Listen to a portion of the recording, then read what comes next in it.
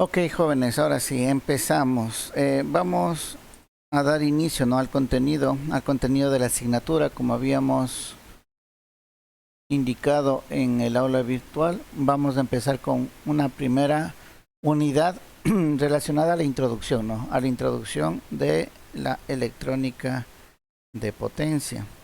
Entonces, vamos a empezar identificando el por qué es necesario convertir la energía eléctrica, porque para eso vamos a utilizar la electrónica de potencia. ¿Por qué es necesario convertir la energía eléctrica? Bueno, hay muchas aplicaciones, ¿no? Ustedes pueden ver aquí desde la parte de transmisión, ¿sí? De energía eléctrica. Ustedes saben que tenemos un estándar, ¿no? Tenemos un estándar que es la corriente alterna. ¿Ya? Pero no todas las cosas que nosotros utilizamos, ¿sí? Se conectan directamente a esa energía alterna. Por ejemplo, nuestro celular tiene una batería DC. En realidad lo que necesita es un voltaje DC, pero lo que tenemos a nuestro alrededor en nuestros tomacorrientes es AC. Entonces, de alguna manera tenemos que convertir, ¿no? Tenemos que convertir el AC en DC. Y para eso tenemos los cargadores. Entonces ahí tenemos las laptops también, ¿no? Todo lo que es electrónica digital funciona con DC, no funciona con AC. Si bien es cierto, usted puede decir, pero yo la radio tengo el cable y le conecto a 110. Claro que le conecta a 110, pero lo que sabemos es que internamente hay un convertidor, hay una fuente de voltaje que le transforma de alterno a continuo. ¿Ya? Eso es lo que nosotros debemos saber. Entonces tenemos muchas aplicaciones. Aquí está un tren eléctrico, aquí está una máquina eléctrica también grande. Los famosos vehículos eléctricos también, ¿no? Los vehículos eléctricos funcionan a baterías, ¿ya? Maquinarias industriales grandes también funcionan con electricidad. Estos no necesariamente a baterías, ¿no? En la parte médica también. Entonces, por las aplicaciones, por las diferentes aplicaciones, nosotros necesitamos convertir la energía eléctrica. Entonces aquí nos indica, ¿no? Adaptación entre generación, transmisión y distribución. Nosotros sabemos que esas son las tres grandes ramas, ¿no? De la comercialización de la energía eléctrica. Entonces hay que adaptar la energía, ¿no? De generación a la transmisión y a la distribución. Los equipos electrónicos tienen distintas características, ya les acabamos de decir, ¿no? Casi todos los equipos electrónicos, todos los que tienen electrónica digital funcionan con DC, no funcionan con AC. Y los procesos industriales emplean la energía de diferente manera, ¿sí? Los procesos industriales también es un caso particular.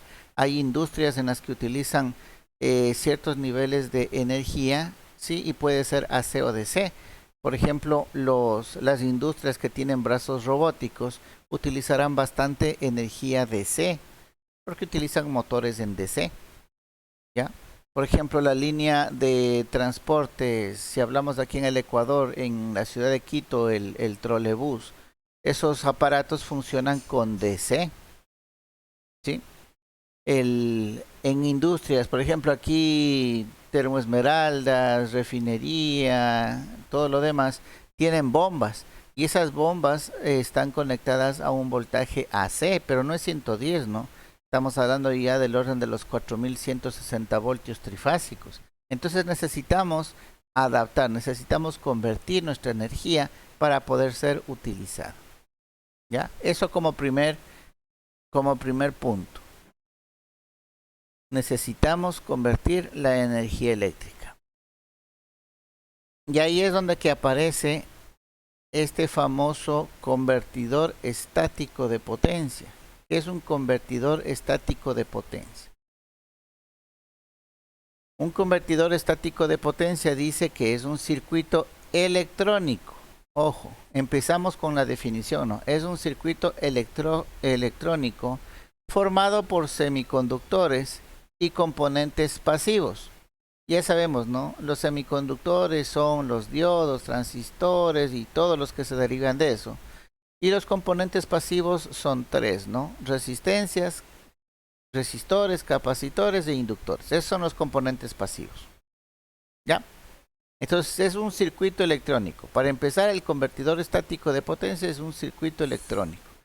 Segundo, dice, su función es convertir la potencia eléctrica de un estado fijo en amplitud y frecuencia a otro arbitrario, que puede ser incluso variable. ¿Ya? Eso es lo que hace un convertidor estático.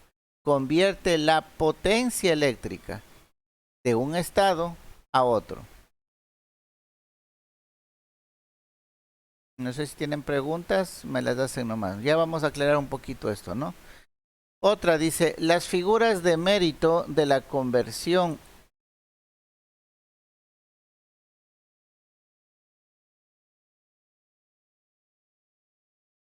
Dice, las figuras de mérito en la conversión de potencia son la eficiencia, la calidad de la energía, el costo, la confiabilidad y la densidad de potencia. Entonces, en estos, cuando usted vaya a dimensionar, cuando le digan, a ver, ¿qué convertidor estático de potencia necesito yo comprar? Usted tiene que ir a ver estas características, ¿no?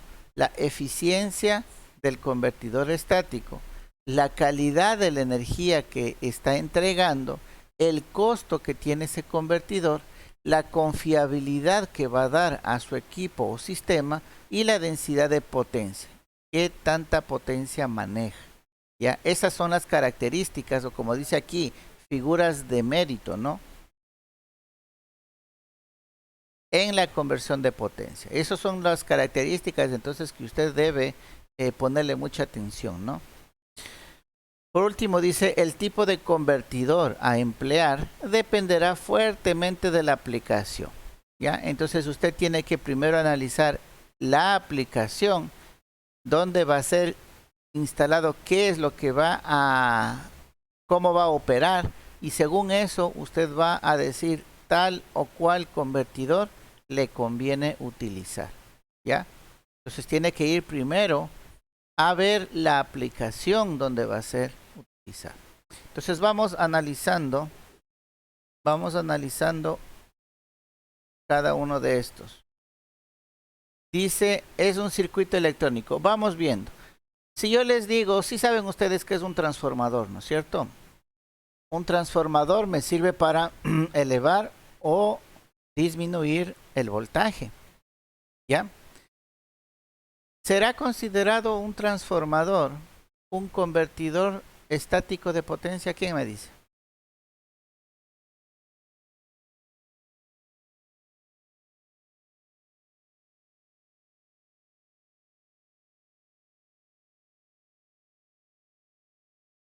Ya, ok.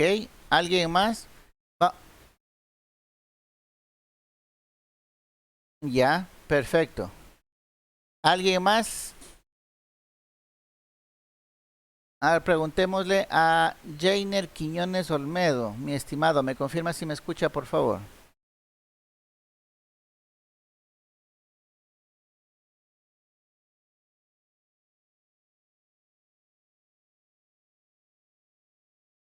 Jainer Quiñones Olmedo. No, parece que no está.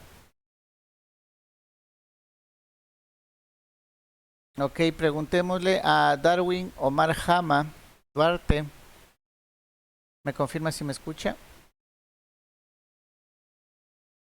Ok, la misma pregunta, ¿no? Un transformador eléctrico, ¿será que puede considerarse como un convertidor bajo estas condiciones que hemos nosotros indicado ahorita?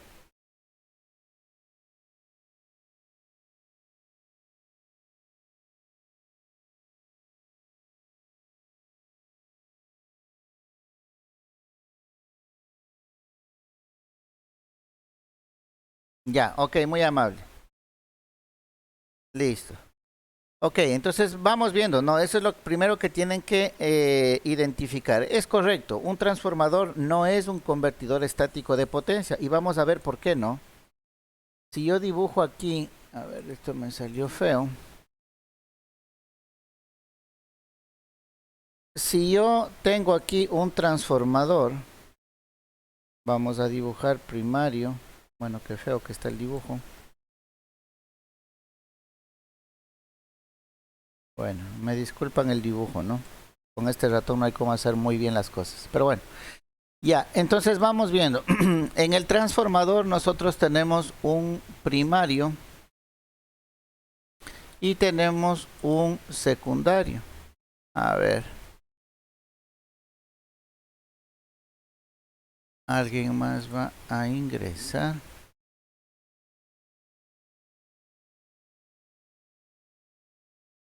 Ok, entonces decíamos, tenemos un primario y tenemos un secundario. Si bien es cierto, podemos elevar o disminuir el voltaje, pero una cosa particular de un transformador es que la potencia se va a mantener. La potencia del primario, ¿sí? Y la potencia del secundario, ¿ya? Van a ser, le pongo a semejante, ¿no? Porque idealmente serían iguales, pero como hay pérdidas, ¿sí? En todo equipo hay pérdidas, vamos a poner que es semejante. Entonces las potencias se van a mantener, ¿ya? ¿Cómo es eso? Fácil, ¿no? Acuérdense que potencia es voltaje por corriente y acá también voltaje por corriente, ¿ya? Y poniendo números, ¿no? Pongamos números así facilitos. Si acá en la entrada ponemos 100 voltios, pongámosle así, 100 voltios, bueno, solamente para hacer números redondos, ¿no? 100 voltios, ¿ya? Y un amperio. Y acá digamos que es un reductor, ¿no? Acá es un reductor y me reduce de 100 voltios, me reduce a 10 voltios. 10 voltios, pero ¿qué pasa con la corriente? Para que se mantenga la misma potencia, la corriente tiene que aumentar. El voltaje disminuye, pero la corriente aumenta. Entonces, 100 por 1 es 100. Tengo 100 de potencia en el lado primario. Y ahora en el secundario tengo 10 por 10 que también es 100. ¿Sí? Para que la potencia se me mantenga. ¿Ya? Entonces, ¿qué pasa? Yo puedo disminuir el voltaje, si es un transformador reductor, pero la corriente va a incrementarse de tal manera que la potencia se va a mantener. Entonces, no cumple con lo que dice el convertidor estático, ¿no? Porque el convertidor estático, en cambio, dice que convierte la potencia de un estado fijo a otro arbitrario que incluso puede ser variable. No estamos convirtiendo la potencia se está manteniendo, ¿ya? Entonces no calza con lo que aquí nos indica de convertidor. Y tampoco calza con esta otra primera definición que dice que es un circuito electrónico. Un transformador no es un circuito electrónico, ¿ya? Entonces, por definición, un transformador no es un convertidor estático de potencia, ¿ya? Ok, vamos más adelante. Dice dentro de las, dígame.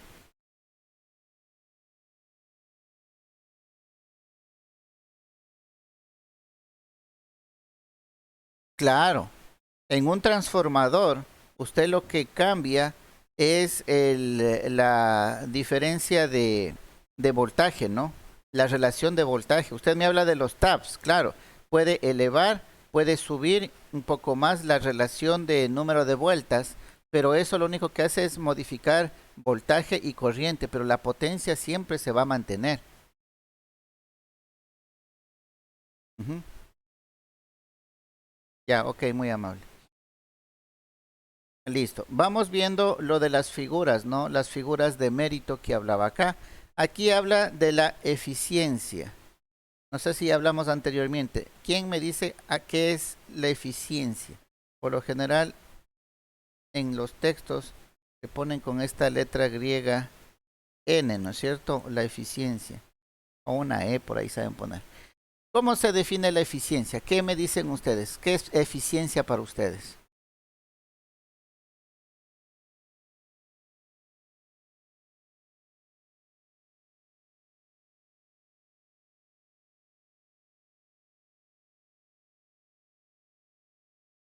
Ok,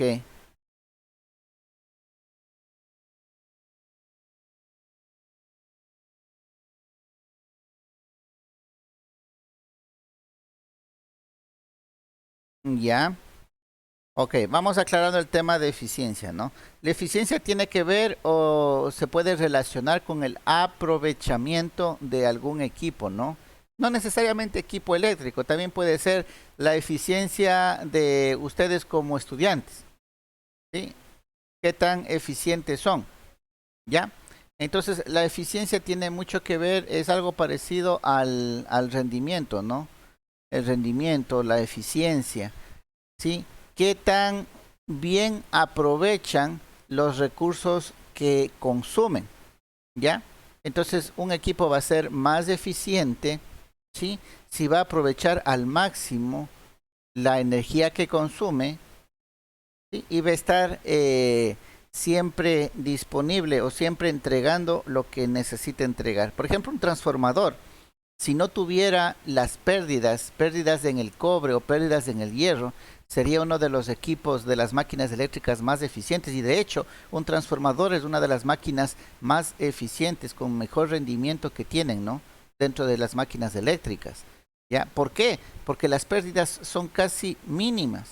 Las pérdidas solamente son, vuelvo y repito, en el cobre y en el hierro y se han visto técnicas, ¿no? Para disminuir esas pérdidas. Por ejemplo, en el hierro, en el núcleo de un transformador, ustedes han visto que el núcleo no es macizo, ¿no? Está conformado por placas. Entonces, esas placas, esa forma, ese diseño, hace que las pérdidas sean menores, ¿ya? En el cobre, las pérdidas en el cobre también, ¿no? Hay bobinados especiales, el cable ya no es circular, hay unos bobinados en el que el cable ya es rectangular, ¿ya? Entonces, todo eso hace que vaya mejorándose la eficiencia y el rendimiento del equipo, pese a que ya tiene un... Dígame.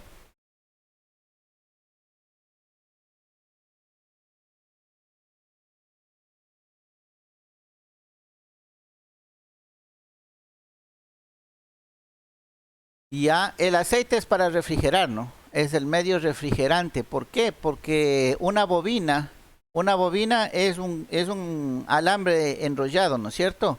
Y el alambre tiene resistencia. Por más buen alambre que tenga, siempre tiene una resistencia. Entonces, si va a estar circulando corriente a través de esa resistencia, acuérdese la definición de resistencia, ¿no? Es un elemento que se opone a la circulación de corriente por una parte y lo que no circula en corriente se transforma en calor, ¿ya? Entonces, va a estar generando calor. Y si dejamos que el calor se incremente, el esmalte del cable se va a ir degradando, se va a ir dañando. Y el transformador, el bobinado, después ya va a perder su aislamiento y va a empezar a bajar el rendimiento y con el tiempo va a ser cortocircuito. Entonces, para prevenir eso, unos transformadores lo colocan en aceite. Es para enfriarlo, para refrigerarlo, ¿no? Entonces ahí el calor que empieza a generar las bobinas, ¿sí? Es refrigerado por el aceite. Ya para eso es. Entonces, la eficiencia tiene que ver en eso, ¿no? El aprovechamiento entre lo que consume en la entrada versus lo de la salida. No, perdón, es al revés, ¿no? Lo de la salida versus lo de la entrada.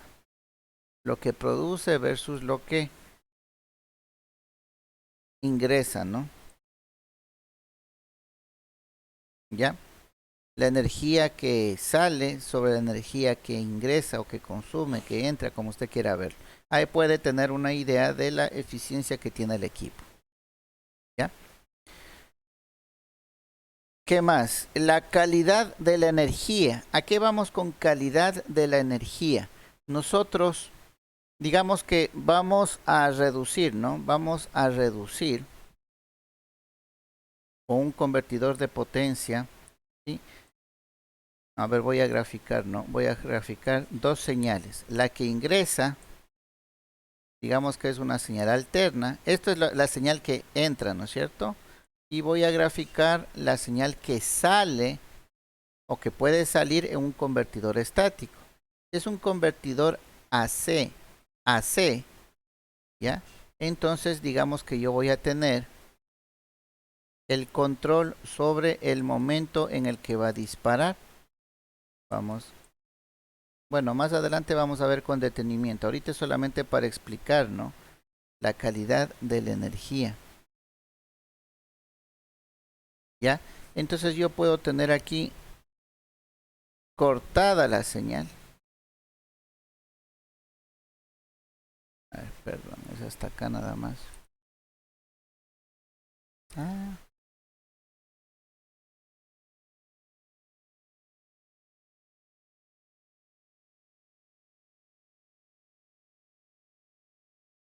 Sería algo así. Así. Vuelve a cero. Aquí salta y viene el otro pedacito. ¿Ya? Entonces, un convertidor, digamos, este es un AC-AC. Yo tengo el control, ¿no? O puedo dejar pasar toda la señal que ingresa o le voy recortando. Le voy recortando a mi señal y solamente le dejo pasar pedacitos, pedacitos positivos, pedacitos negativos. ¿Ya? Aquí viene una cosa importante. Si se dan cuenta que en esta forma de onda, en un instante, que es una unidad de tiempo bien pequeña, en un instante, está pasando el voltaje de 0, yo que sé, a unos 50 voltios. O de 0 a menos 50 voltios. En un instante hay este cambio brusco de voltaje. ¿Ya? Esos cambios bruscos de voltaje hace que en la red, aquí, se inyecten picos que se conoce como transientes. Aquí en la señal, en la red que usted está conectando el equipo, hace que aquí aparezca un pequeño pico. Vamos viendo aquí, así, así. O sea, si usted ve con el osciloscopio esta red, va a ver la onda sinusoidal, pero con unos picos, unas interferencias ahí pequeñas, puntuales. ¿Por qué? Porque está siendo afectado por este cambio brusco de voltaje. Estos cambios bruscos de voltaje son lo que generan los transientes en la red, ¿sí? Las distorsiones en la red, ¿ya? Entonces es importante la calidad de la energía que usted está entregando, ¿ya? No es solamente coger, colocar el convertidor estático y no me importa lo que esté alrededor. Digamos que usted en esa misma red eléctrica está conectado con un computador, ¿ya? En esa misma red eléctrica, o sea, usted tiene su fábrica, tiene su industria, y para la industria usted tiene que controlar el AC para el control de motores, por poner un ejemplo, ¿no? ¿Ya? Y en esa misma red usted está conectado con un computador. A los motores de pronto no les va a afectar estos transientes, pero a la computadora que usted tiene conectado, sí. Estos picos en algún momento al equipo electrónico le va a dañar. ¿Ya? Entonces es bien importante saber que cuando usted utiliza un convertidor, usted va a afectar la red a la cual está conectado. Y a eso es a lo que se tiene que tener en cuenta cuando se habla de la calidad de la energía. ¿Ya? Mientras más protecciones usted tenga para no afectar a la red o no afectar a los equipos conectados en el convertidor estático, ¿sí? El costo obviamente se va a elevar. Y por eso el costo es otro factor a tener en cuenta. ¿Ya? La confiabilidad también, ¿no? la confiabilidad. ¿Qué tan confiable es mi convertidor? Ese también es otro parámetro. Bueno, no solamente del convertidor, ¿no? Creo que de cualquier equipo que nosotros compremos, lo primero que nos va a llamar la atención es la confiabilidad. ¿Ya? Si a usted le ofrecen un televisor marca Sony y un televisor marca Tres Chanchitos, usted va a optar por el televisor Sony. ¿Por qué? Ah, no, porque el televisor Sony es más confiable. ¿Sí? Entonces, este parámetro no es solamente en los convertidores, creo que es en todos los equipos, ¿no? Buscar la confiabilidad del equipo. Y la densidad de potencia, bueno, cuánto potencia maneja, ¿no? La potencia que maneja es también bastante importante. Entonces, eso un poquito explicando las figuras de mérito, como llama aquí, a tener en cuenta para los convertidores estáticos de potencia. ¿Ya? No sé si tienen alguna pregunta, inquietud hasta ahí. Dígame.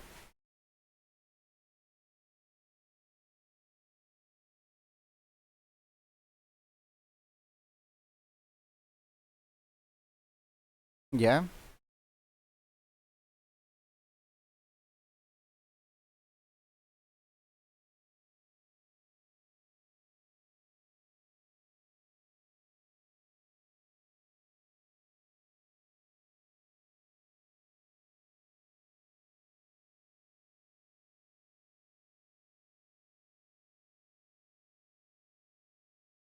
Ya. Ok, a ver, para ello es un poco más, ¿qué sería? Más delicado, ¿no? Debe ser algo prioritario el analizar la calidad de la energía que están proveyendo. ¿Por qué? Porque nosotros estamos pagando. Imagínese usted que va a un restaurante y paga por un plato de comida y la comida sea pésima, sea mala, ¿ya? Eso no está bien, ¿no es cierto? Usted ya no vuelve a comprar ahí. Lamentablemente nosotros no tenemos opción. Es solamente un proveedor de energía eléctrica al que debemos comprarle. Pero no por eso él puede entregar cualquier cosa, ¿no? No por ser el único proveedor, él tiene que darnos lo que le dé la gana. Entonces, ¿qué sería? Es obligación de ellos como empresa hacer esas mediciones. ¿Por qué? Porque esas mediciones va a indicarles a ellos qué calidad de energía está entregando. Y así bien es cierto, ellos como empresa es la única, pero hay un reglamento, ¿no? Hay una regulación en el sector eléctrico que indica los parámetros con los cuales debe entregarnos la energía. Lamentablemente nosotros como sociedad desconocemos de todo eso y no exigimos nuestros derechos. Si todos nos pusiéramos al corriente de la legislación y con los datos de mala calidad de energía que nos está dando, bien podríamos como sociedad entablar una demanda a la empresa eléctrica y ganaríamos. Y no solamente con la empresa eléctrica, la empresa de agua potable es exactamente lo mismo. La empresa de agua potable, para que nos entregue el agua a nuestras casas, debe esa agua llegar con ciertas características químicas, ¿sí? Análisis químicos. Para que se llame agua potable debe reunir ciertas condiciones, ¿ya? Pero el agua que nosotros tenemos en las llaves en nuestras casas no es sana, ¿sí? Entonces, si, dígame.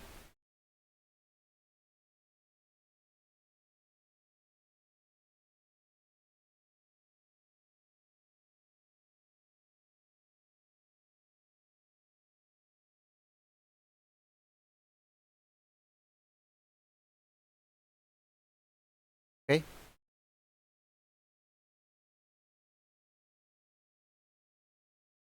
¿Mm?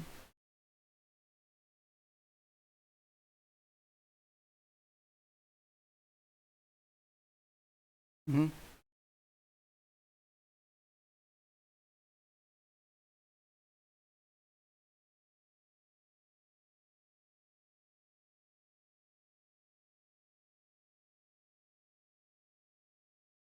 Claro. Claro, así es, efectivamente, nos ha tocado a nosotros ver la manera de protegernos cuando debería ser obligación de la empresa eléctrica entregarnos una energía de calidad. Miren, Somos países pobres, tercermundistas, subdesarrollados, como quieran verlo, y sin embargo el pueblo es el que tiene que invertir para proteger sus pocas cosas que tiene. Si usted mira, en cambio, a los países del primer mundo, ¿sí? Yo vi hace un tiempo atrás el reportaje de una de las fábricas, ¿no? Fábricas similares a estas de las papas fritas, de las que se venden, ¿no? Esas de Chitos, papas fritas y todo lo demás, ¿ya?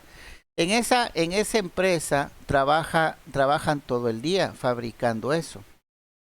Y justo en el reportaje que hacían de la empresa, hubo un apagón, un fallo de energía, ¿ya? La empresa ni siquiera tenía personal eléctrico para ese tipo de mantenimientos. Y le preguntaban, ¿no? ¿Y ahora qué pasa? No, tranquilos, ya viene en menos de 5 minutos, viene el personal de la empresa eléctrica y reparará el fallo. Y efectivamente, la empresa eléctrica llegó en tiempo bastante corto, identificó el problema, dio solución y nuevamente arrancó la planta. ¿A qué voy con esto? Que en esos países del primer mundo la empresa eléctrica está ahí para solventar cualquier inconveniente que usted tiene con la energía. Entonces, a las empresas, siendo una empresa de producción, usted puede decir, mal hecho, ¿no? La empresa debía haber tenido sus generadores. Ese pensamiento de los generadores lamentablemente es de nosotros, los países subdesarrollados. ¿Por qué? Como estamos acostumbrados a una mala calidad de la energía, entonces mejor me resguardo y tengo generadores. Si ustedes van a refinería, van a ver generadores. A oleoducto van a ver generadores. ¿Sí? Si ustedes van, yo que sé, a todas las empresas, van a ver generadores. A los edificios también van a ver generadores. Pero eso es porque ya tenemos en nuestra cabeza, en nuestra cultura metidos de que nuestro servicio eléctrico es malo, por eso yo debo ver una medida alternativa para poder funcionar. Pero los países del primer mundo no. Ellos no tenían generadores y tampoco tienen personal para atender eso porque confían en la empresa eléctrica. Qué diferente, ¿no? Países del primer mundo con nosotros. Pero vuelvo y repito, creo que en esto tenemos responsabilidad nosotros también como sociedad, ¿no? Debemos conocer, debemos saber las legislaciones que rigen este sector eléctrico y el usuario qué es lo que puede demandar, qué es lo que puede exigir de esas empresas. Sino que simplemente nos callamos, ¿no? Nos cortan la energía y con tal de la empresa decir, no, pero no le estoy cobrando. Eso no es una respuesta. Nosotros como usuarios no le pagamos solamente por el consumo que da en el medidor, sea agua o sea luz.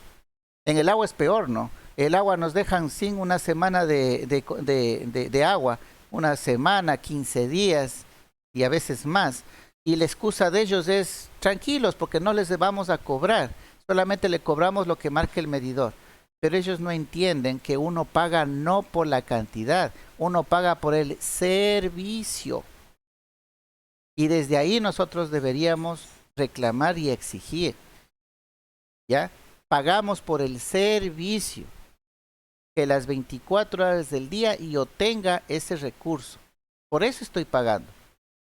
Ya sería el colmo de los colmos que nos cobren por algo que no consumimos. Eso ya sería el colmo del descaro, ¿no? Pero sin embargo, esa es la respuesta de ellos. O sea, si bien es cierto, no hubo agua 15 días, pero solamente le estamos cobrando de lo que consumió. ¿Para qué se queja? No, sí me quejo porque yo lo que pago es por el servicio, no por el consumo. ¿Ya?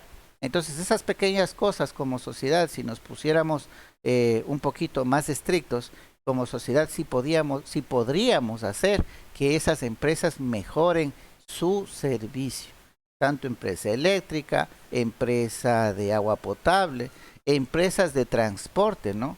Porque el transporte nomás no es que usted pague el pasaje para llevarle de aquí, del sur al norte. No, yo estoy pagando por el servicio de ir tranquilo, cómodo, que no me asalten en el bus, que no me estén contagiando ahorita que estamos con COVID. ¿Sí? Estamos pagando por el servicio. Y no tenemos esa cultura de exigir un buen servicio. ¿Ya? Ok, vamos, continuemos con los convertidores. Aquí tenemos el componente de un convertidor, de un accionamiento eléctrico. Sí, aquí también vamos a hacer algunas aclaraciones porque cuando se les envía a consultar respecto de accionamientos eléctricos, creen que es la palanquita o el botón con el que se prende un motor, ¿no? Ese es el accionamiento. No, no, ya vamos a ver qué es un accionamiento eléctrico y qué nomás interviene.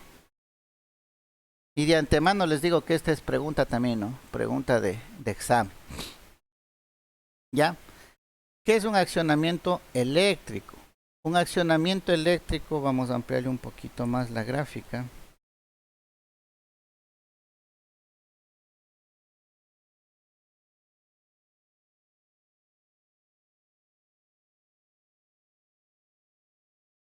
Ya, ahí estamos un poquito mejor. Ya, un accionamiento eléctrico está conformado por todas estas partes. De aquí, si ustedes ven, tenemos nuestro sistema electromecánico, nuestra carga en definitiva, ¿no? Esta es la carga. La carga puede ser un ventilador, las aspas de un ventilador, puede ser una bomba, ¿ya? Algo así la bomba.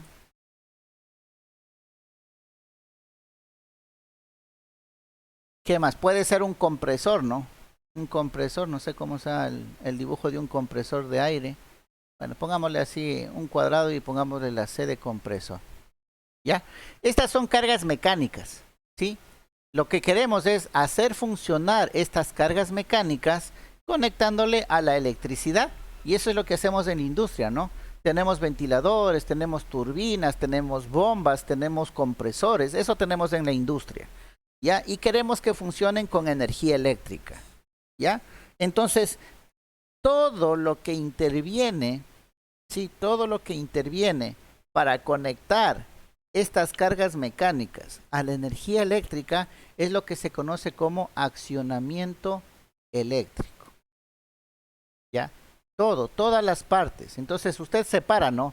La carga mecánica y la red, eso separa. Y lo que está en medio, todo lo que interviene es el accionamiento eléctrico, ¿ya? Entonces vamos desglosando el accionamiento eléctrico. Primero, a la red eléctrica nosotros conectamos el convertidor estático, lo que estábamos hablando hace un momento, ¿no? Un convertidor estático de potencia.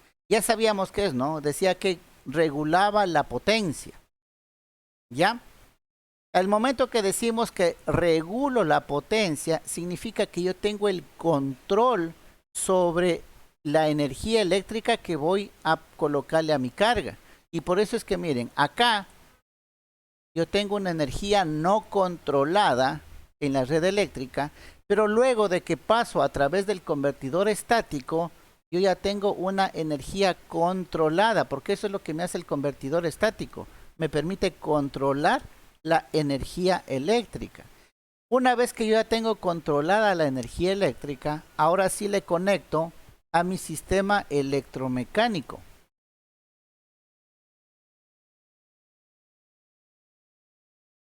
¿Cuál es el sistema electromecánico? El sistema electromecánico es el equipo, el elemento que se conecta a la electricidad y transforma la electricidad, la energía eléctrica, en energía mecánica. El ejemplo más utilizado aquí vendría a ser el motor, ¿sí? El motor eléctrico. Le conecto electricidad en el un lado y me genera un movimiento circular mecánico en el otro lado. Ese es el sistema electromecánico, un motor. Entonces, ahora que ya tengo el motor, que ya tengo el sistema que me convierte la electricidad en movimiento mecánico, ahora sí lo acoplo a mi carga mecánica, ¿ya? Entonces vamos viendo nuevamente esta línea de aquí, la principal. Yo tengo la red eléctrica. En la red eléctrica yo tengo una energía no controlada. Y no puedo controlarle, tengo fijo, ¿no? Si hablamos de los tomacorrientes, tengo 110, 60 hercios. ¿Ya? No tengo más, no puedo controlarle. ¿Ya? Entonces ahí viene el convertidor estático. ¿Por qué? Porque con el convertidor estático yo ya puedo tener control sobre esta energía. Ah, ya puedo tener un voltaje variable, por ejemplo. Puedo tener un voltaje variable entre 0 y 110. Eso es controlar la energía. ¿Ya? Entonces con mi convertidor estático yo logro controlar la energía. Una vez que ya tengo controlada la energía, ahora sí le conecto a mi sistema electromecánico, que puede ser un motor.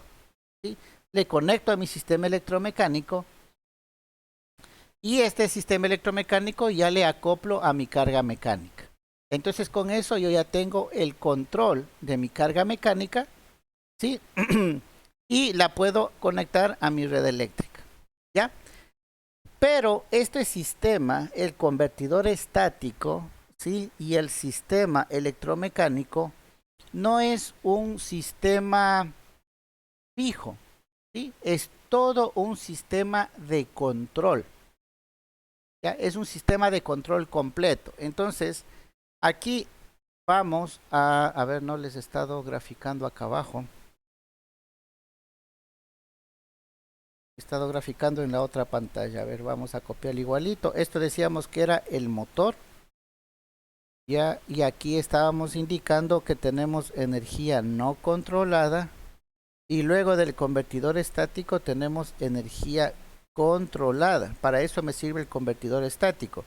Y que todo lo que está entre la red eléctrica y la carga mecánica es un accionamiento eléctrico.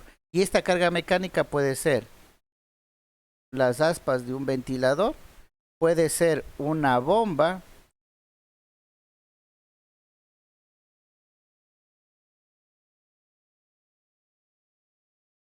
¿ya? O puede ser un compresor, pongámosle así, un cuadrado con una sequía compresor. Ya, todo esto puede ser una carga mecánica. Ya, entonces la carga mecánica queremos nosotros hacerle funcionar con energía eléctrica.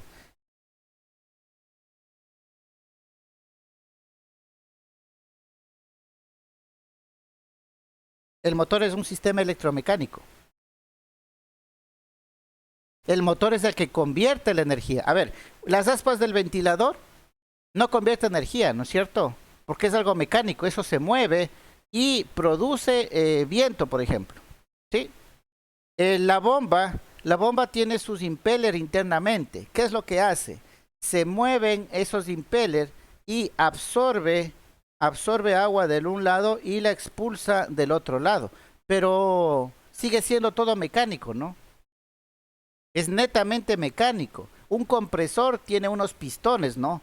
Unos pistones. Por el un lado absorbe aire y por el otro lado empuja aire. ¿Ya? Y todo es mecánico. Entonces, por eso se dice carga mecánica, netamente mecánica.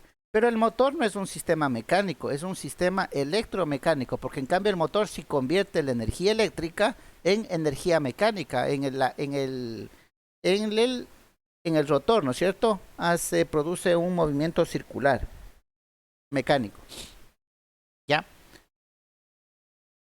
Listo. Entonces, eso sería la parte directa, pero acá estamos hablando de que este convertidor estático es todo un sistema completo de control y ahí vamos a graficar un sistema de control, el esquema básico de un sistema de control, ¿no es cierto? A ver, parece que voy a utilizar un archivo de Word para poder graficar.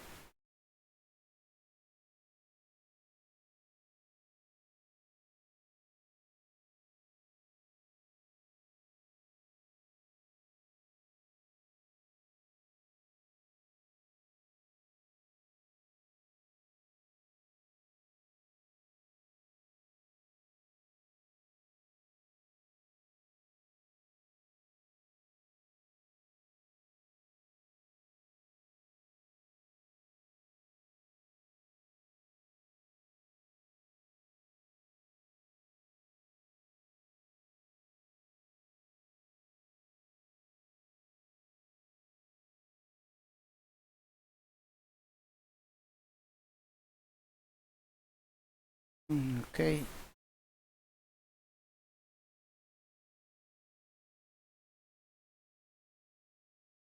Listo, ahí que me sirva como pantalla. Entonces vamos a indicar el esquema básico de un sistema de control. Si ya lo saben, a buena hora. Si es que no, bueno, vamos a repasar un poquito esto, ¿no? Un sistema de control. Nosotros tenemos aquí nuestro sistema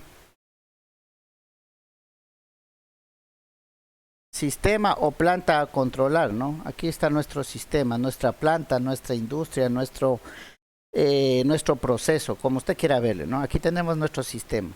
En nuestro sistema, ya nosotros vamos a medir alguna variable a controlar, ¿ya? Y eso vamos a medir.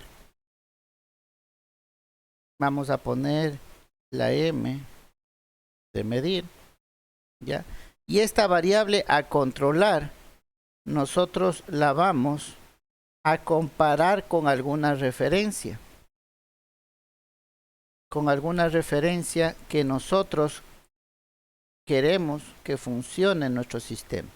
Entonces, una vez que nosotros comparamos nuestra referencia con lo que estamos midiendo, si no están iguales, significa que hay que tomar un correctivo, ¿no es cierto? Y aquí es donde interviene el control, mi sistema de control.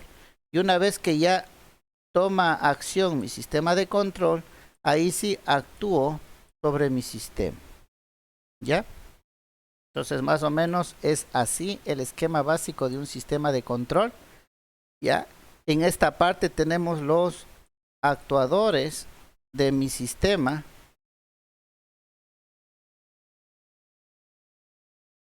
Y por esta parte de acá yo tengo mis sensores, ¿no? Mis sensores.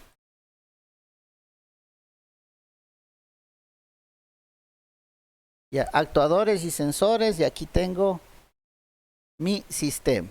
¿Ya? Este es un esquema básico de un sistema de control realimentado.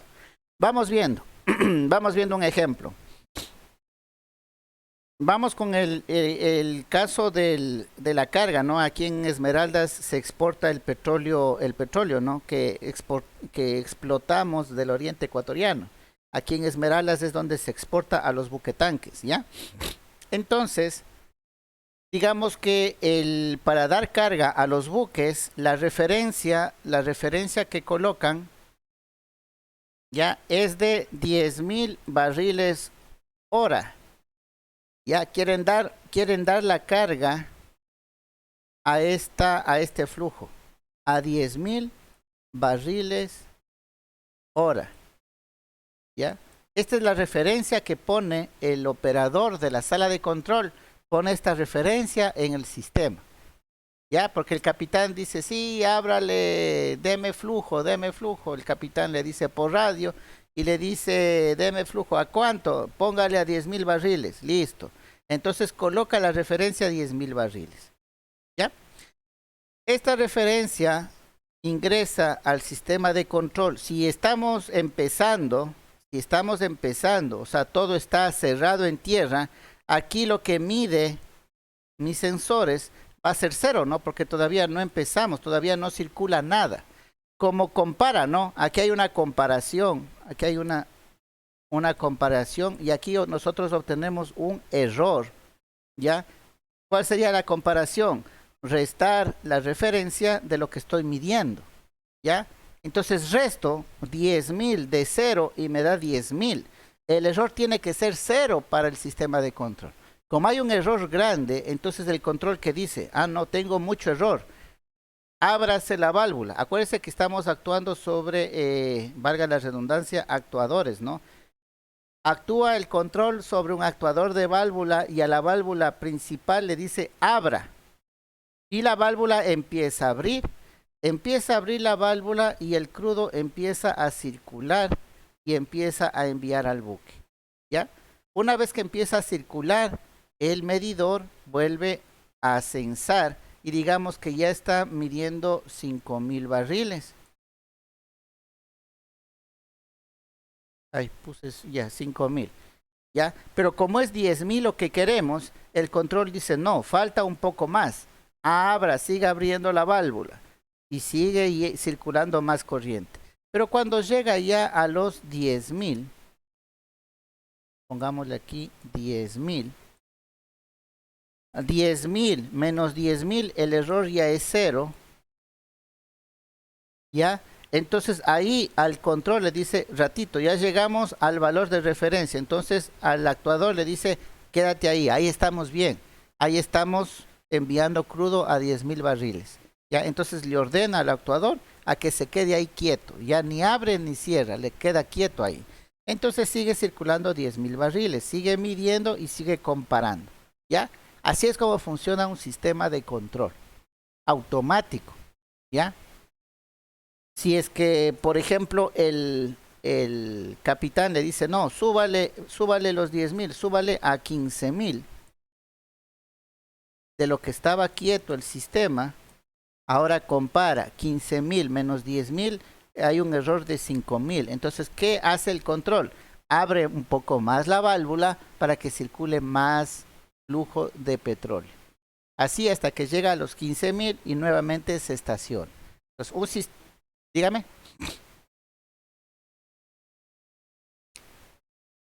Claro, está de más y empieza a cerrar la válvula, ¿sí? En realidad está en un juego, ¿no? Está en un juego entre que abre y entre que cierra porque tiene que mantener la referencia que se le puso. También ahí se puede,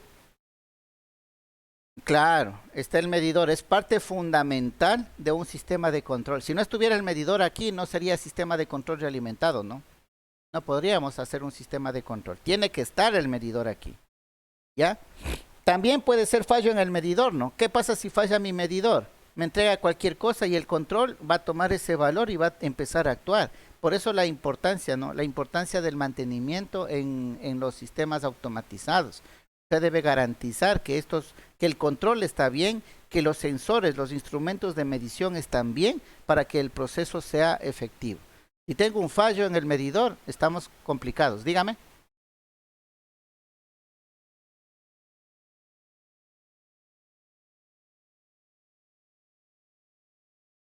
Exactamente.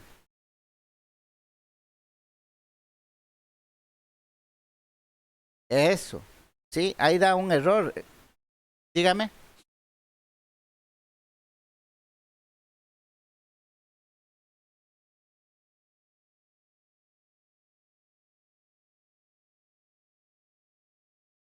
El sistema de control que me indique que es el medidor. Ya, por lo general, y por lo general, en un sistema ya real, en un sistema industrial, no solamente se tiene colocado el medidor que se conecta al sistema de control, sino que también tenemos otro medidor alterno. No sé si ustedes han visto en refinería o en Petroecuador es casi común, ¿no? Tiene el transmisor y al ladito tiene el manómetro, ¿ya? ¿Por qué es eso? Porque el transmisor es el que está conectado al sistema de control. Pero si el operador ve que hay algo raro en el sistema, le manda al operador, ¿no? Oiga, váyame a ver el manómetro, cuánto está marcando. Y va el operador y aquí dice, yo qué sé, aquí dice 10.000. Y en el sala de control le mide 15.000. Entonces ahí dice, no, no, no, tengo fallo en mi transmisor y llama al de mantenimiento para que revise. O sea, ¿cuál es la solución ahí? No tener un único medidor, sino tener varios medidores en el mismo punto para saber si es que hay algún fallo o no. Esa sería la solución. Sí, de preferencia que sean de tecnologías diferentes. De preferencia.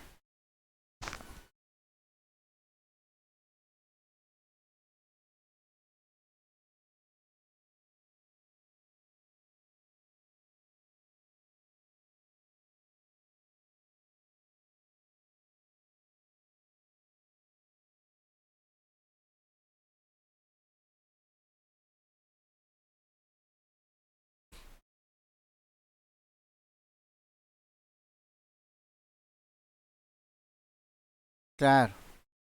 Claro, ahí por ejemplo, en el negocio de lo que me cuenta que usted se dedica, Ahí yo lo que me utilizara serían varios medidores alternos, ¿no? Por ejemplo, hace un momento decía, en los equipos de aire acondicionado lo que suele fallar es el sensor de temperatura. Pues bueno, voy con mi multímetro, ¿no?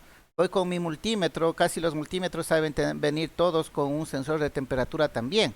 ¿Ya? Entonces voy con mi multímetro o con otro tipo de medidor de temperatura, le coloco al lado del sensor y comparo cuánto me está dando el del sistema del aire acondicionado y cuánto me estoy midiendo con el equipo mío, con el que yo voy llevando. Y hago la comprobación. Ah, no, están diferentes, entonces el sensor me está fallando. O en el caso de la presión que decía, ¿no? Que yo puedo ir y conectarle, y por ahí saben tener unas T's de derivación, ¿no? En las cañerías, una T. Yo voy y en esa derivación me coloco un manómetro y con eso yo comparo lo que está midiendo el sistema con el manómetro que yo estoy llevando, que yo ya sé que está funcionando bien. Entonces le comparo y digo, no, aquí en mi manómetro marca tanto, pero en el sistema me reconoce con otro valor. Entonces usted ya sabe que ese sensor es el que está fallando. Eso ya serían metodologías que usted toma, ¿no? Para el diagnóstico de los fallos, ¿sí? Y una mejor solución. Ya es lo que llamamos el famoso banco de pruebas, ¿no? Pero no hay cómo llevar todo al banco de pruebas. Muchas veces hay que trabajar en campo. Entonces, en campo lo que nos sirve es utilizar estos, ¿no? Utilizar manómetros calibrados, utilizar sensores de temperatura calibrados y ponernos en el mismo punto y corroborar la medición que está teniendo mi sistema de control. ¿Ya? Eso para el servicio de mantenimiento que ustedes hacen. Pero en la industria, vuelvo y repito, en la industria ya existe, ¿no? Existe siempre al lado de la toma de un parámetro físico, existe el transmisor y al lado el medidor mecánico. Entonces, si en algún lado están midiendo temperatura, está el transmisor de temperatura que está conectado al sistema y al lado tienen un termómetro con una pluma y que el operador va y mira en la pluma cuánto está marcando y le dice a sala de control, aquí en el medidor me dice, yo qué sé, 100 grados Fahrenheit. Y en sala de control dice, no, aquí me está marcando 80. Entonces ahí ya se ponen alertas, llaman a mantenimiento y dan solución. Eso es lo que se utiliza en la industria, ¿sí? Doble medición. Y como decía el compañero, no tienen que ser medidores exactos. De preferencia, tienen que ser medidores de diferente tecnología. Ya, si el uno es electrónico, el otro tiene que ser mecánico, por ejemplo. Ya para poder contrastar, ¿no?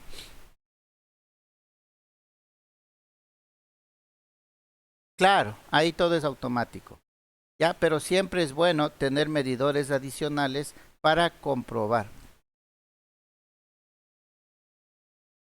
¿Ya?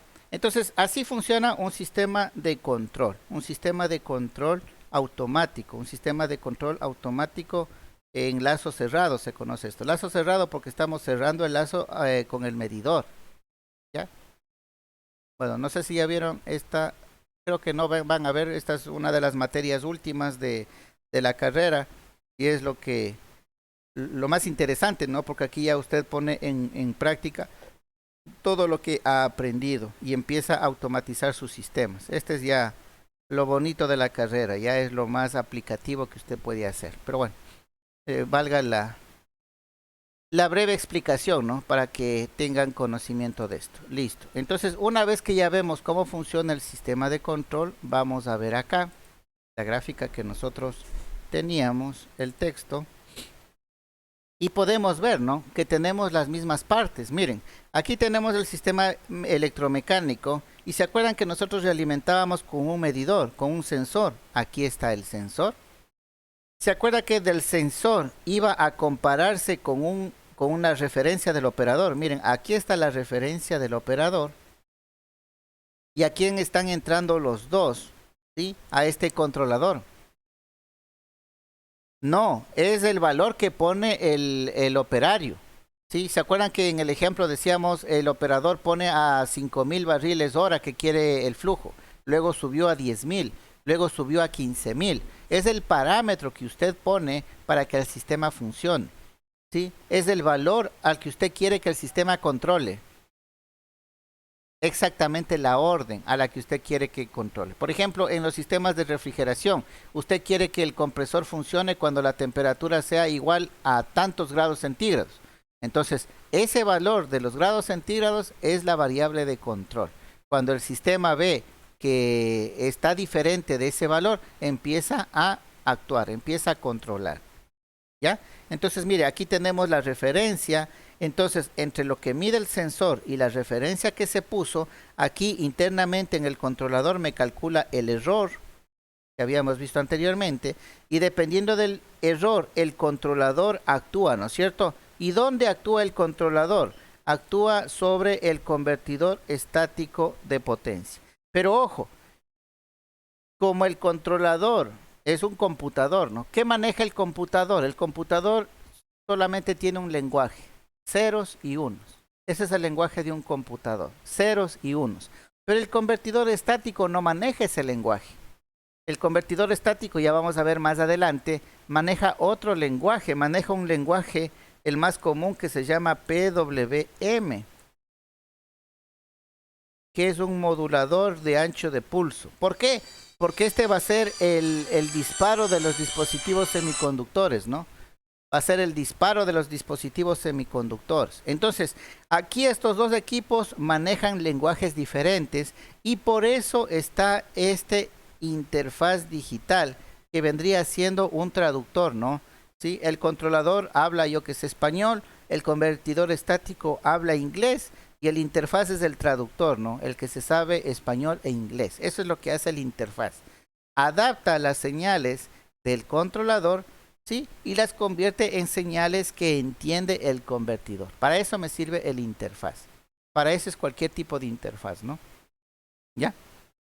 Entonces, miren, aquí hemos identificado el mismo sistema de control automático básico, ¿no es cierto?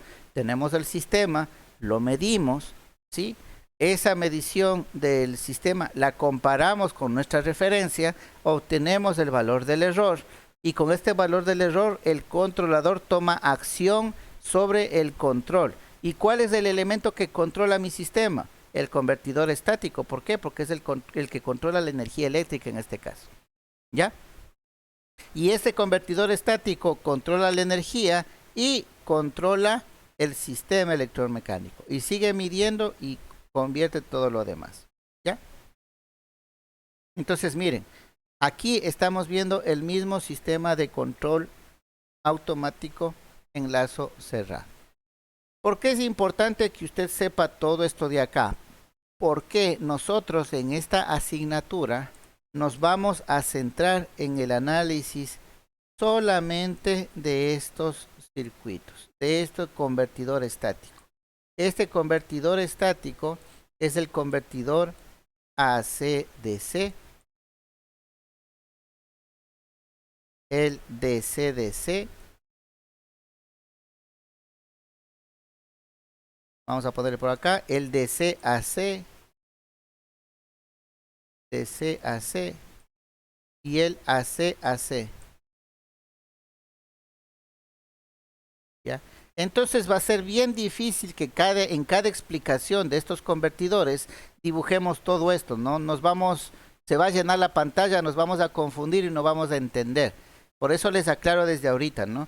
En lo que va del resto de la asignatura vamos a centrarnos en el convertidor, pero usted ya sabe que no es solamente ese circuito con el que yo ya hago funcionar las cosas, sino es todo esto de acá, el sensor, el controlador, el operador, la referencia del operador, el interfaz, todo esto de acá es lo que necesito para que funcione. Pero no lo vamos a considerar, no lo vamos a graficar, no lo vamos a explicar, ¿ya? Por eso digo, esta es una pregunta de examen, ¿no? El accionamiento eléctrico. Y ese es un accionamiento eléctrico, ¿ya? No sé si una de las tareas que les envié en este periodo era identificar accionamientos eléctricos. Yo en periodos anteriores mandaba, ¿no? Consúlteme unos 3 o 4 accionamientos eléctricos. Y venían con el prendido del motor, ¿no? De un motor de un aserradero. Decían, aquí al lado tengo un aserradero y ahí el accionamiento es el botón con el que el del taller prende a la máquina. No, eso no es accionamiento eléctrico, ¿no? Es el interruptor nada más, es el que prende. Accionamiento eléctrico es si es que es un sistema de control completo. Y ahí en prender y apagar no hay control. Es como decirle para prender la lámpara de su cuarto, ¿no? Usted simplemente aplasta el interruptor. Claro, conecta la energía eléctrica, le está conectando al foco. Sí, pero no hay control. Y si no hay control, entonces no estamos hablando de un accionamiento eléctrico como lo hemos definido aquí, ¿no? Pero si yo hablo, por ejemplo, si yo hablo de un ascensor si tendrá un accionamiento eléctrico, ese sí, ¿no? Porque nosotros ingresamos al cubículo, ponemos la referencia. ¿Cuál es la referencia? Si voy al primer piso, si voy al segundo piso, al tercero, cuarto, quinto, estoy colocando yo como operador del ascensor, estoy colocando mi referencia. Entonces, en función de esa referencia, va a prenderse las máquinas, los motores, para que el cubículo del ascensor me lleve a donde yo quiero. Entonces, un ascensor es el sistema que involucra un ascensor. ¿Es un accionamiento eléctrico? Sí. En otras palabras, ¿un ascensor tiene un accionamiento eléctrico? Claro, porque está controlándose. ¿Ya? Pero si solamente yo cojo y prendo un motor, ¿ya? No, no es un accionamiento eléctrico. Por ejemplo, nosotros tenemos ventiladores, ¿no? Ventiladores y por lo general viene con dos velocidades, con dos, tres velocidades. ¿Será que eso es un accionamiento eléctrico? No, porque no se controla, ¿no es cierto? Ya son valores fijos que vienen porque son diferentes bobinados en el motor. ¿Ya? Entonces ya tienen más clara la idea, ¿no? Que es un accionamiento eléctrico y que no es un accionamiento eléctrico. Perfecto. Eso era lo que yo quería lograr con esta explicación.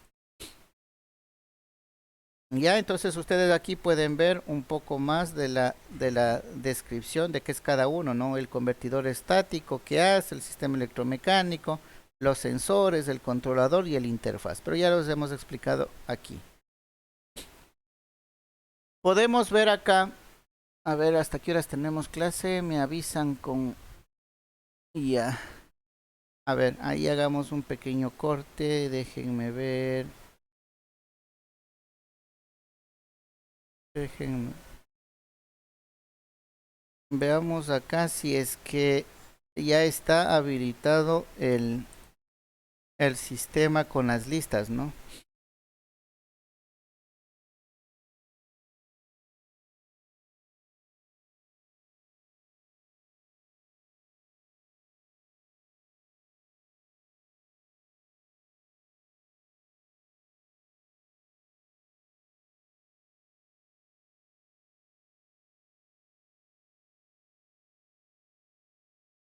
Electrónica de potencia.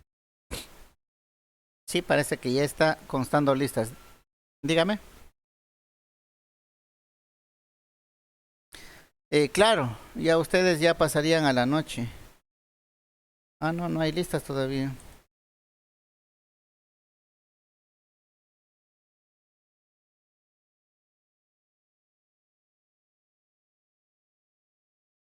No, no me carga ninguna lista de estudiantes. Ok, eso era lo que quería comprobar. Entonces, ahora sí vamos con la lista provisional que ya la tengo hecha.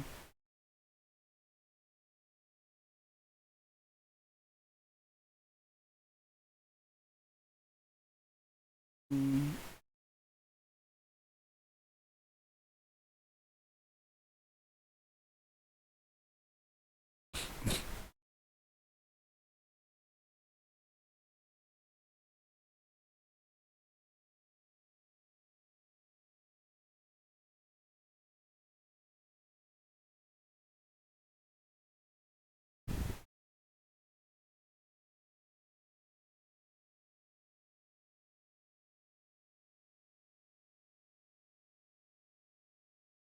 Ok, ahora es 15 de diciembre. Me van contestando a la asistencia, por favor, ¿ya? Álvarez Darío. Álvarez Darío. No. Batioja Jorge. Ok. Bone Edison. Ok. Cabezas Diana. Cabezas Diana, no. Cortés Brian. Cortés Brian, no.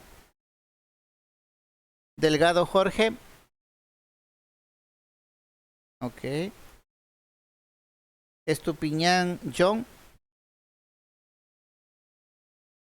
No. Hernández Justin. No. Ibarra Derek. No. Jama Darwin. Ok, gracias. Lara Vidal. Ok, gracias. Perlaza Eliana. No. Quiñones Lourdes. Gracias. Quiñones Heiner. Ok, gracias. Rodríguez Patterson. No. Valdés Brian. Valdés Brian. No. Valencia Wagner. No. Velasco Lisset. Ok, gracias. Listo. ¿Alguien que no esté en la lista?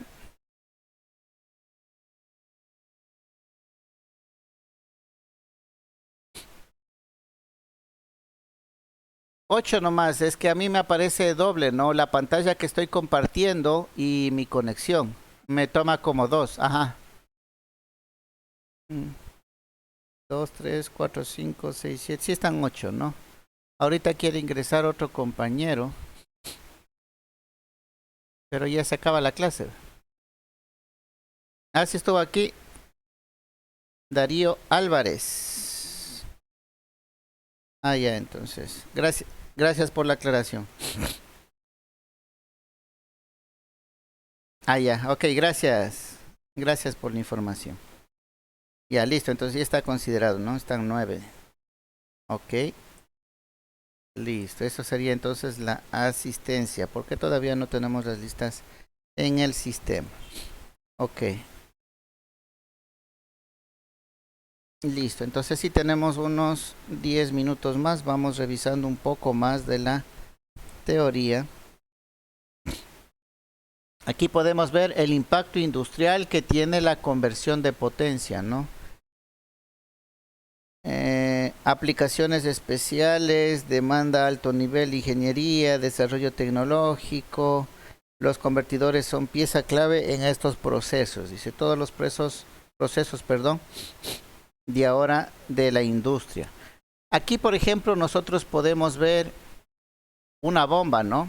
La aplicación de una bomba. Vamos a hacerlo un poco más grande. Pero si ustedes ven, aquí tenemos la explicación de el motor conectado directamente a la red. O sea, no tenemos el accionamiento eléctrico, solamente tenemos el interruptor con el que le conectamos. Es un arranque directo, en otras palabras. ¿Ya? Yo tengo el pulsador, el contactor, presiono el contactor y el motor se prende. Apago el contactor y el motor se apaga. Es un control directo. ¿Ya? Y vamos viendo las características, porque eso es lo importante, ¿no? Menor costo del sistema, claro, porque usted solamente va a gastar en un contactor, ¿no? Eso es indiscutible. El costo de operar con el motor de esta manera va a ser bajo. Menos complejo, claro, no tenemos que estar lidiando con todo el sistema de control, lo que habíamos visto. Simplemente aplasto un botón y aplasto otro botón, el botón de prendido y el botón de apagado. Entonces es menos complejo. Pero aquí viene, ¿no? Lo importante, es menos eficiente. Es uno de los sistemas menos eficientes si nosotros hacemos. ¿Por qué? Porque a la larga el motor se nos va a dañar, ¿ya? Y eso nos va a representar más costos. Si hablamos, por ejemplo, de motores a media tensión, motores de media potencia, esos ya son costosísimos, ¿ya? Entonces,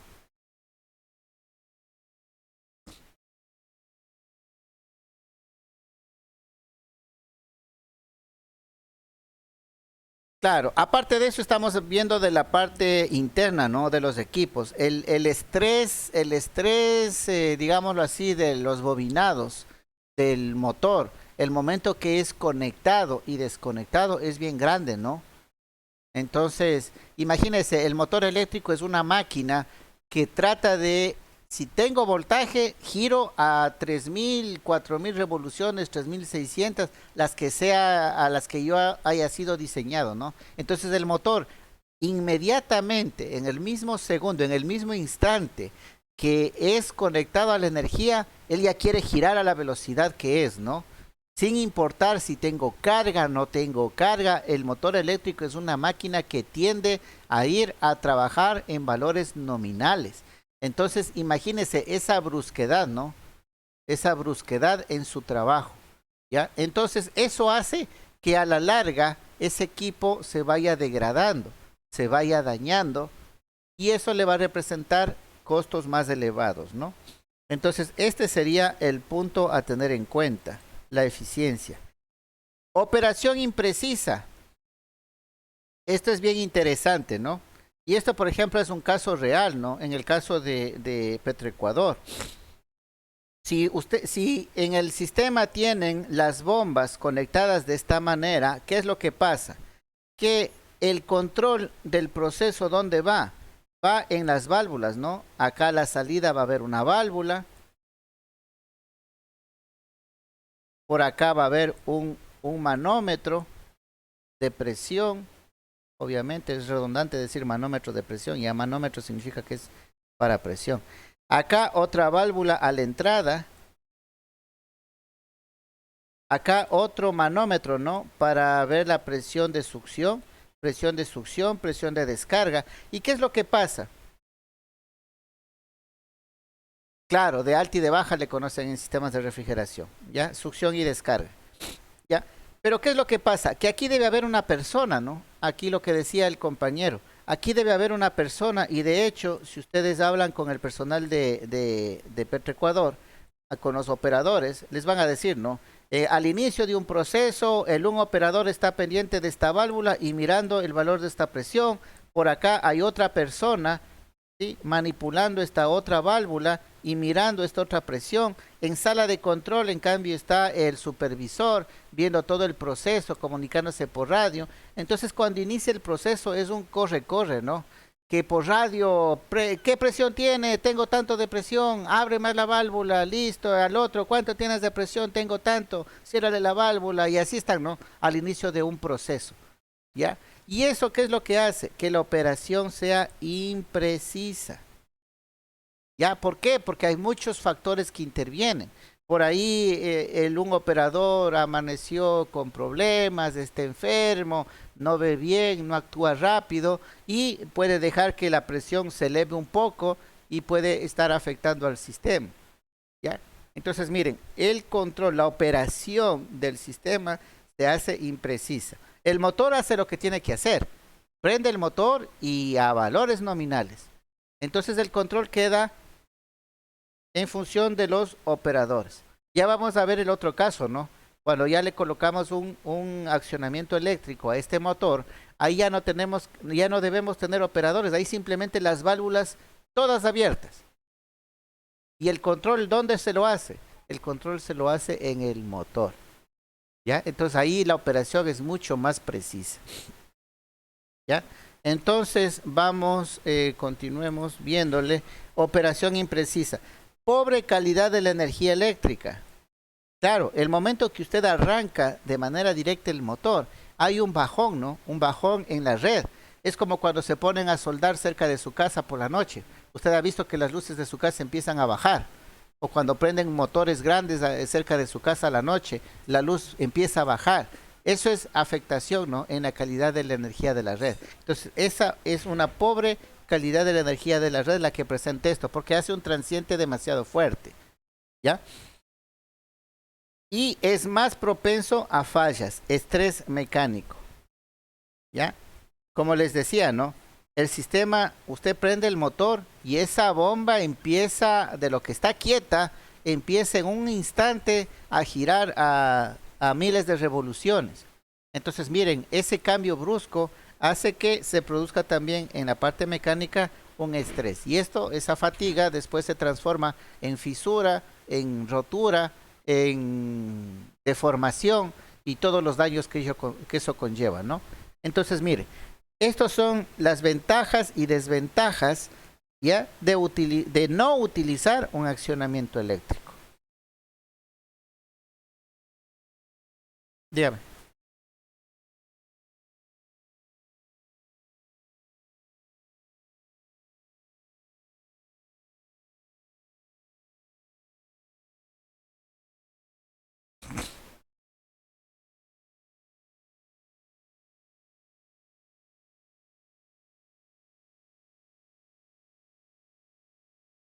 Ya, esa diferencia de corrientes que usted está midiendo es porque tiene una carga, ¿no? El sistema, ¿ya? Entonces, el compresor cuando empieza a girar, tiene una carga, es como cuando usted va a mover un carro, ¿no? Es como cuando usted va a mover un carro. Un carro está parqueado, digamos que no prende. El carro está quieto, ¿no es cierto? Y usted quiere moverle al carro. Sí se ha dado cuenta que al primer momento es bien pesado el carro. Cuando usted quiere sacarle, el carro es bien pesado. Pero ya cuando empieza a rodar, el carro ya es un poco más liviano. ¿Por qué? Porque ya la carga, ¿qué sería? La inercia del sistema ya va cambiando, ya va reduciéndose. Lo mismo pasa en el compresor, ¿no? Al inicio tiene valores grandes porque está soportando toda la carga que tiene en las cañerías. Pero después de que ya empieza a circular, ya el esfuerzo que opone el sistema es cada vez menor y por eso va consumiendo cada vez menos corriente. Entonces, en el compresor, la diferencia de corriente es porque ya empieza el sistema a ir circulando, ¿no? Exactamente, exactamente. Sí, los sistemas inverter, todo donde usted vea inverter significa control. Ahí están utilizando los accionamientos eléctricos.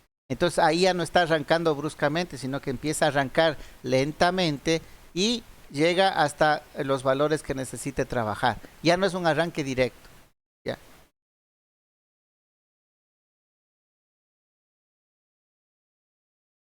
Exactamente. Ya hemos de hablar más adelante con esto del voltaje, ¿no? Ese voltaje que usted me dice es lo que usted midió con el multímetro, ¿no es cierto?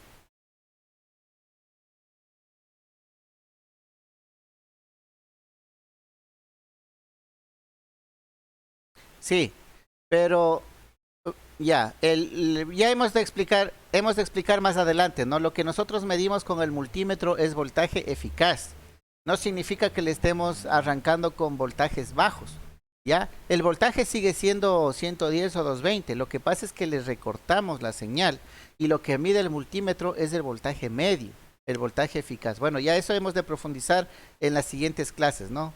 Es interesante, me hace acuerdo de esta medición, ¿no? Para explicar de mejor manera qué realmente es lo que yo mido con un multímetro. ¿Ya? Ok. Entonces, eso tenemos en este caso de un arranque directo.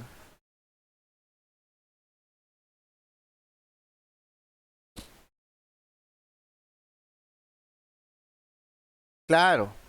Un motor eléctrico en el momento del arranque, la corriente que absorbe de la fuente creo que es de 7 a 8 veces la corriente nominal.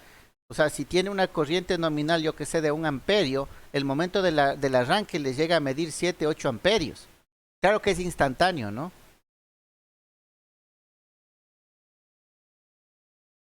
El valor nominal, del valor que normalmente ya en trabajo consume. En el arranque es más elevado. Ujú.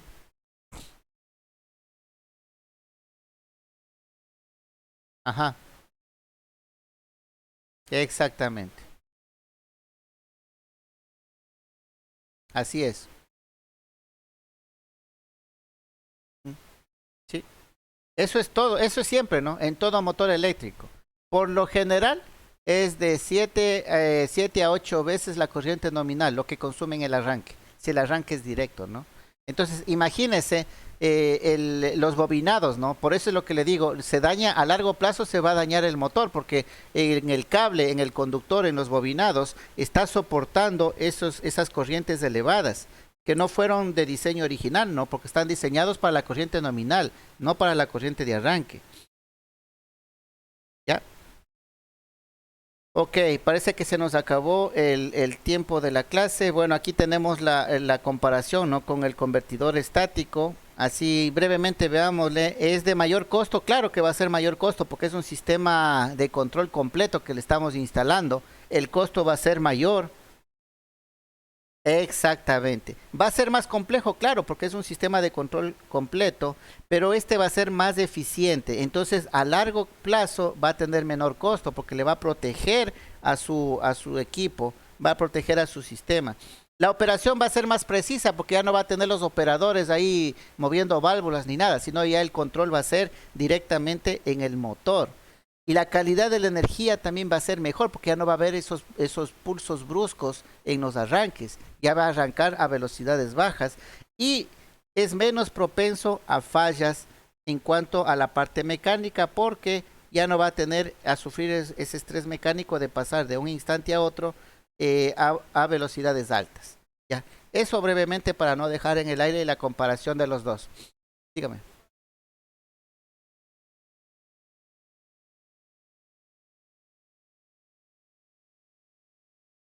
Sí, sí, eso de ley, pero como parte de seguridad, ¿no? O sea, no es que venga dentro de la parte del control, sino ya es una norma de seguridad, es una norma de ya forma parte de la instalación propia de los equipos, la parte de protecciones, tierras y todo lo demás, ¿ya?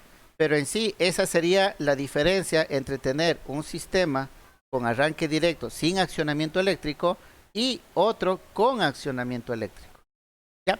Listo, jóvenes, no les quito más del tiempo de su siguiente clase. Eso es todo por hoy. Nos estaremos viendo el día de mañana, ¿no? Tenemos una... Ah, no.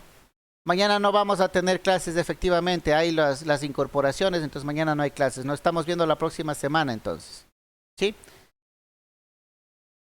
Eso, así es. Y así tiene que pensar, ¿no?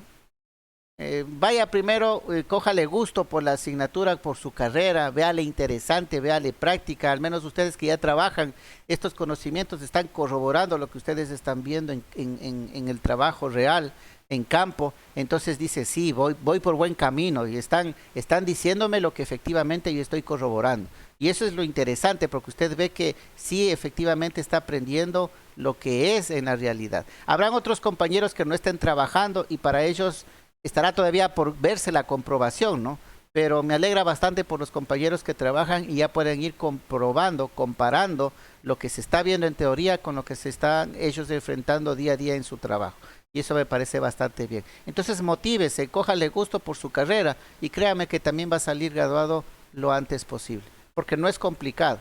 El problema es cuando no entienden, cuando no comprenden, cuando no están motivados, cuando dicen, yo ingresé a esta carrera porque no había más.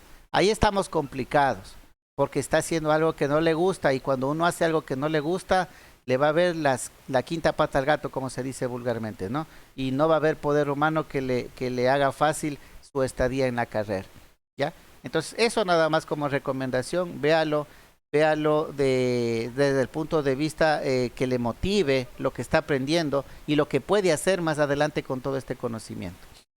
Listo, jóvenes, entonces eso es todo. Nos vemos la próxima semana, ¿no? Que tengan una buena tarde.